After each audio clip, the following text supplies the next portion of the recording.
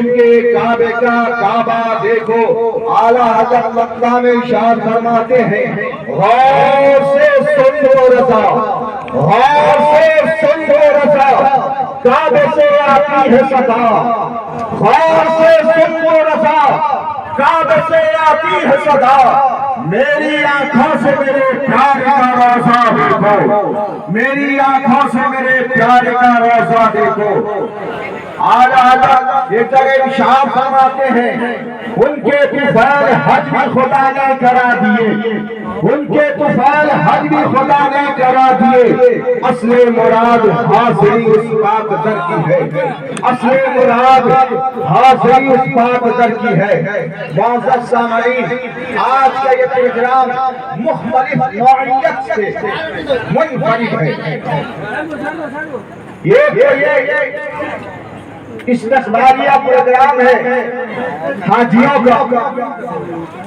دوسری بات یہ ہے آج عرس ہے حضرت سیدنا عمر فاروق کا، اور محرم الحرام کا مبارک مہینہ ہے، حرمت والے مہینہ میں سے ایک مہینہ محرم الحرام کا ہے، اور اسلامی سال کا آغاز اسی مہینے سے ہوتا ہے۔ تو سب سے پہلے میں آپ تمام حضرات کو دل کی گہرائی سے اسلامی نئے سال کی مبارکبادی پیش کرتا ہوں، اور دعا کرتا ہوں کہ اللہ رب العزت ہمیں اور آپ کو سب کو حق بولنے، حق سننے، حق پر عمل کرنے اور اس پر قائم رہنے کی توفیق عطا فرمائے۔ حضرات، آج کے جلسے کی سرپرستی جہاں نواسہ سرکار مجاہد ملت، محبوب قوم حضرت غلام احمد صاحب قبلہ حبیبی برادر حبیب ملت کر رہے ہیں، وہیں پر آج کے جلسے کی صدارت حضرت الحاج سید ذکر النبی صاحب قبلہ کر رہے ہیں، اور جن کے استقبال کے لیے ہم اور آپ حاضر ہیں، آپ سب جانتے ہیں عالی جناب عزت صاحب الحاج سید عبید النبی صاحب قبلہ، اور ہم سب کے مربی اس پروگرام کے روح رواں عباسی سید خانوادہ مجاہد ملت الحاج فیضی صاحب قبلہ مدد اللہ نورانی ہیں۔ وقت بہت کم ہے، گفتگو کا آغاز کروں تو کہاں سے کروں؟ قرآن مجید فرقان حمید میں اللہ کریم ارشاد فرماتا ہے اِنَّا اَكْرَمَكُمْ عِندَ اللَّهِ أَتْقَاكُمْ، تم میں سے جو سب سے زیادہ پرہیزگار ہے وہی اللہ کے نزدیک مکرم ہے۔ اللہ کے نزدیک تمہارا خاندان نہیں دیکھا جائے گا، صرف ایک خاندان قابل تعظیم ہے۔ نصاب ہم پڑھتے ہیں، بہت جگہوں کا نصاب الگ الگ ہوتا ہے، لیکن مدنی نصاب کیا ہے میں آپ کو بتا دوں۔ مصطفیٰ کریم رؤوف الرحیم صلی اللہ علیہ وسلم نے ارشاد فرمایا تم اپنی اولاد کو قرآن کی محبت سکھا دو، نبی کی محبت سکھا دو، اور آل نبی کی محبت سکھا دو۔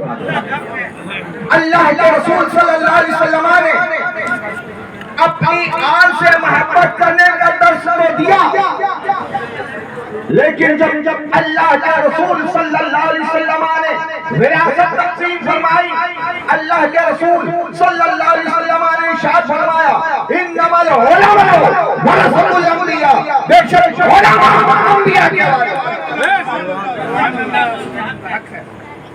اولاد علی اولاد فاطمہ الزہرا کی تعظیم تو کی جائے گی، لیکن کب تک؟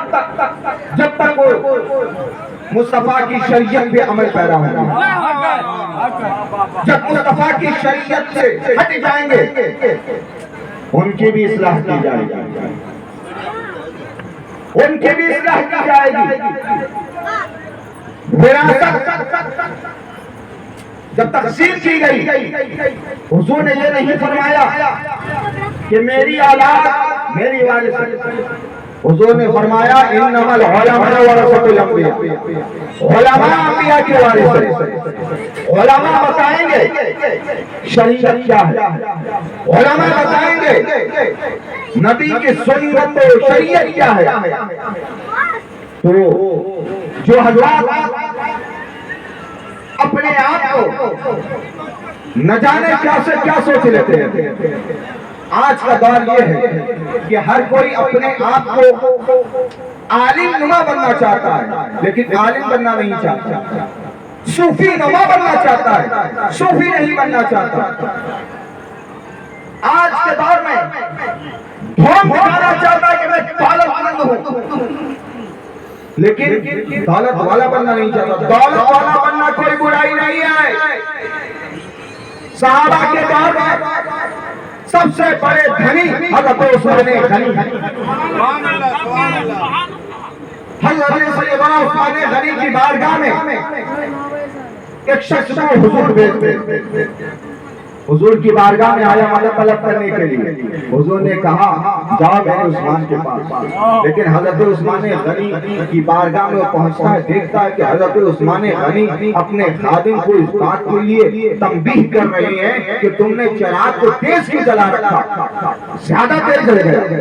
اب اس کو حوصلہ نہیں ہوتا ہے، واپس ہو جاتا ہے، پھر دوسری مرتبہ جاتا ہے سرکار کی بارگاہ میں۔ حضور نے فرمایا عثمان کے پاس گئے، پھر وہ حضرت عثمان غنی کے پاس پہنچتا، پہنچنے کے بعد دیکھتا یہ ہے کہ وہ خادمہ کو تنبیہ کر رہے ہیں تم نے کھانے میں نمک کیوں زیادہ ڈالا،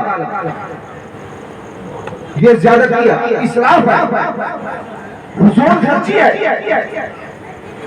حضور خرچی کرنے والا شیطان کا بھائی ہوتا ہے۔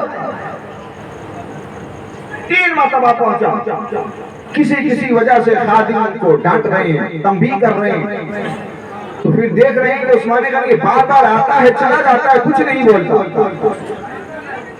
تو حضرت عثمان غنی نے خود سے پوچھا بتاؤ معاملہ کیا ہے، تم آتے ہو چلے جاتے ہو؟ کہا کہ مجھے حضور نے بھیجا ہے، میں اپنی ضرورت کو لے کر حاضر ہوا تھا، لیکن میری ہمت نہیں ہوئی، کبھی خادم سے ڈانٹ رہے ہیں، کبھی خادمہ کو تنبیہ کر رہے ہیں، میں کیسے طلب کروں؟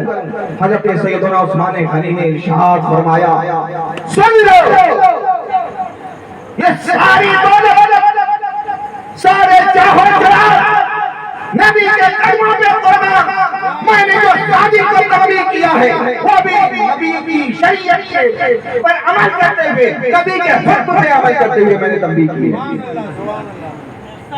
تو یہ ساری دولتیں نبی کے قدموں پہ قربان، تمہیں خزانے میں سے جتنا لینا ہے لے لو، تمہارے لیے کوئی حکم نہیں ہے، کیونکہ تمہیں میرے نبی نے بھیجا، تمہیں میرے نبی نے بھیجا۔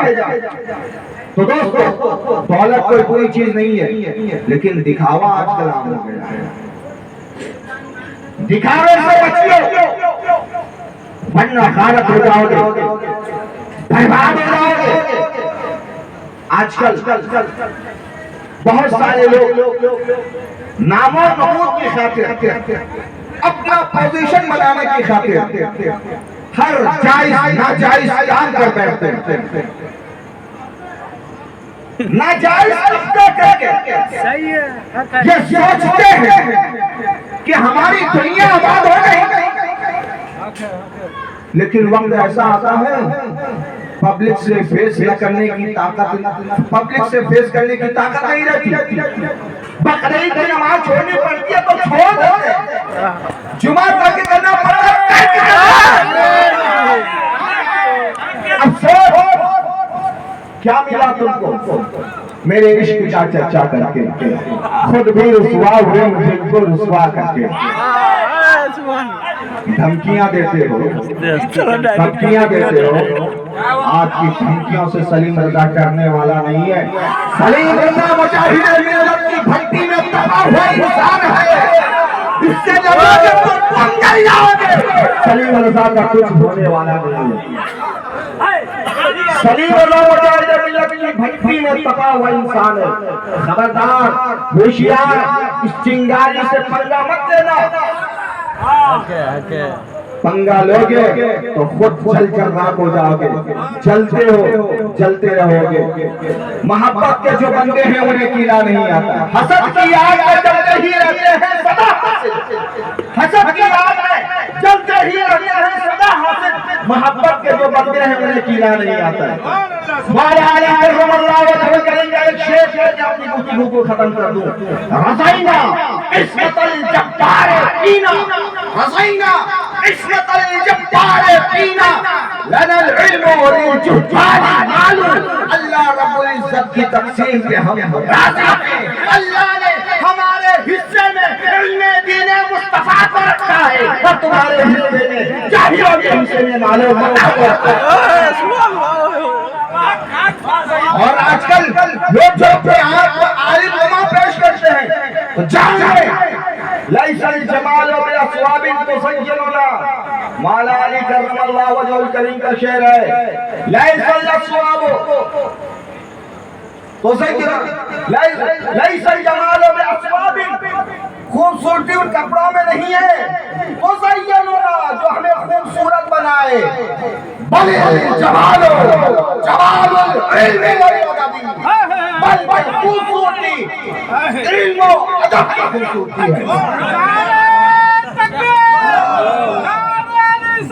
یا رسول اللہ زندہ باد، حبیب ملت، مستعب ملت، زندہ باد، محبوب ملت، زندہ باد، خلیل ملت، زندہ باد.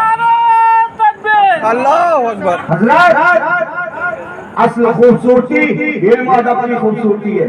ہم نے تمہیں تعظیم، ہم نے تمہاری تعظیم کیا کر دی؟ کیا سمجھتے تھے تم آسمان ہو؟ نہیں، بلکہ ہم نے مصطفیٰ کی حدیث پہ عمل کیا ہے.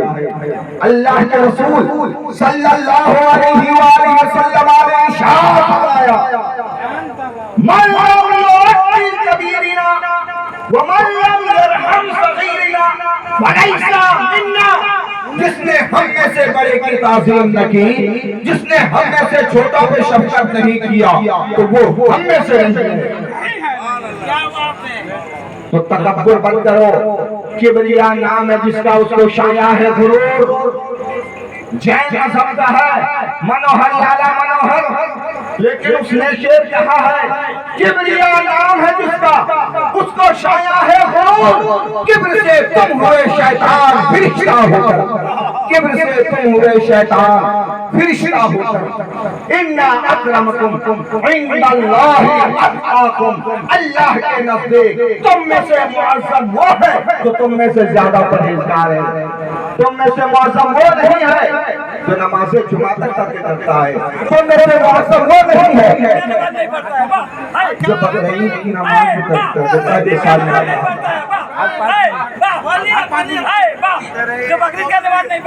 درود پاک اللہم صلی اللہ مولانا محمد مادنی جوڑے والے والا علی و صحابہ علیہ رکھنے ذریعہ کے اجمعین. حضرات لوگوں کو خوف پیدا ہو گیا مستان ملت کا تشریف لے آئے، کہیں ہماری شہرت پہ ہر سے آنکھیں نہ لگ جائے کیونکہ نواسا آ گیا ہے، کہیں ہمارا کال گلنا بند نہ ہو جائے. وہ تو عیس من تشاء، وہ تغلیب من تشاء، جسے اللہ کہا ہے عزت کرتا ہے، جسے اللہ چاہتا ہے ذلیل. عزت و ذلت کے مالک تم نہیں بلکہ عزت و ذلت کا مالک میرا خدا ہے، میرا خدا ہے. اللہ جسے چاہے عزت عطا کرے، اللہ جسے چاہے اسے ذلیل کرے. بے شک یا رسول اللہ، بے شک یا رسول اللہ. سرکار حضور مجاہد ملت زندہ باد، نواسائے حضور مجاہد زندہ باد، آذان حضور مجاہد ملت مستان ملت نعرہ تکبیر. یہ قدرتی عطا ہے کوئی مال دے کر کے پیسے دے کر کے کب تک کے جھوٹی تعریف کرواؤ گے جھوٹی کہانیاں بناؤ گے آج تو تم دارالعلوم مجاہدین ملت علیہ رحمت و رضوان لوٹنے کے بھی چکر میں زکات و خیرات کے پیسے قوم کے پیسوں کوئی حساب نہیں آپ کو بتا دوں مجاہد ملت علیہ رحمت و رضوان جو جامعہ حبیبیہ قائم کیے آج بھی دیکھ لیجئے مسودہ اٹھا کر اگر آپ نے 10 سال پہلے ایک انڈا بھی دیا ہے نا مسودہ میں آپ کا انڈا دیا ہوا نام آئے گا مجاہد ملت کا ادارہ دارالعلوم مجاہد ملت اس کا کوئی حساب و کتاب نہیں دارالعلوم جہاں سے یہ وجہ شعار روشن ہوتی ہے چاہتے ہیں کہ دارالعلوم کے جو شان ہے دارالعلوم کی جو جان ہے عالم کامل مفتی عثمان صاحب قبلہ ان کے خلاف یہ آواز اٹھانے والے کب نہیں کیونکہ انہوں نے حق بولا انہوں نے حق بولا ہے